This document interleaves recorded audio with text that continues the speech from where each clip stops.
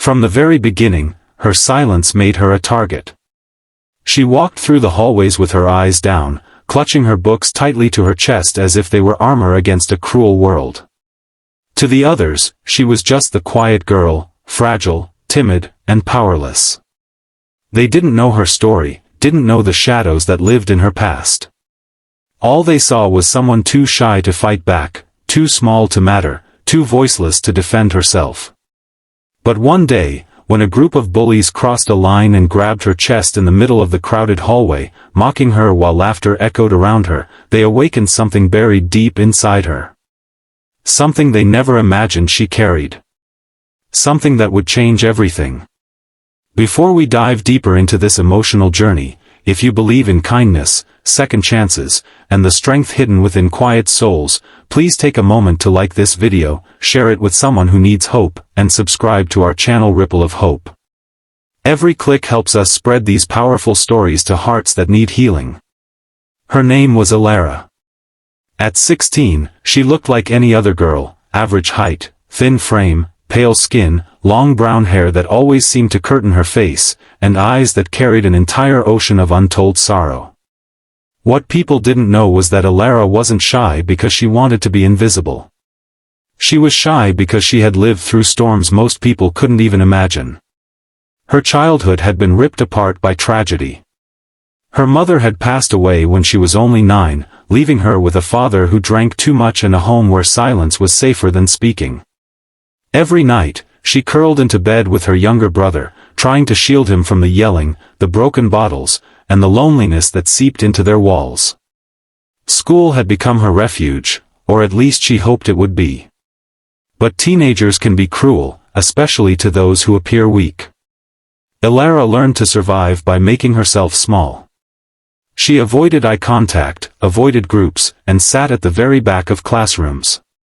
But her silence became the very thing that drew attention. Some students whispered rumors that she was weird, others called her a freak, and then there were the bullies, the ones who delighted in her discomfort. It started with small things. Pencils knocked out of her hand, cruel laughter when she answered a question wrong, sticky notes slapped on her back that said things like mute girl or crybaby. Elara tried to endure it, whispering to herself that it was temporary, that one day she'd escape, that she just had to protect her brother until he was older. But endurance has limits, and one winter morning, her limits were tested in the worst way. She had been walking down the corridor, clutching her books as always, when a group of boys cornered her. They taunted her for being too quiet, for never standing up for herself. Then one of them, smirking with arrogance, reached out and grabbed her chest. Shock froze her. Gasps echoed, some kids laughed, others looked away, pretending not to see. She wanted to scream, wanted to run, but her body locked with terror. In that humiliating moment, something inside her shifted. The girl who had always survived by staying quiet felt a surge of emotion she hadn't allowed herself to feel in years, anger. Not just for herself, but for every cruel night her brother had cried himself to sleep, for every bruise life had handed her without mercy, for every injustice she had swallowed because she thought she didn't deserve to fight back. But instead of exploding outward, Elara held it in. She walked away in silence, tears stinging her eyes, her chest heavy with shame. Yet later that night, staring at the ceiling in her small bedroom, listening to her brother's steady breathing, she remembered something her mother used to tell her before she died. Quiet rivers run deep, my love. Don't let the world mistake your silence for weakness. There's a strength in you they cannot see yet. The next morning, Elara made a decision that would alter her life. She couldn't change her past, but she could shape her future. She began to train, not in anger, but in determination. Her school offered a self-defense club, a place where students could learn martial arts.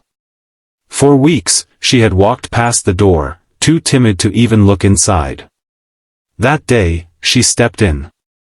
At first, the coach, a stern but kind woman named Ms. Rowan, saw only a fragile girl shaking in the doorway. But when Elara explained she wanted to learn, really learn, Ms. Rowan nodded.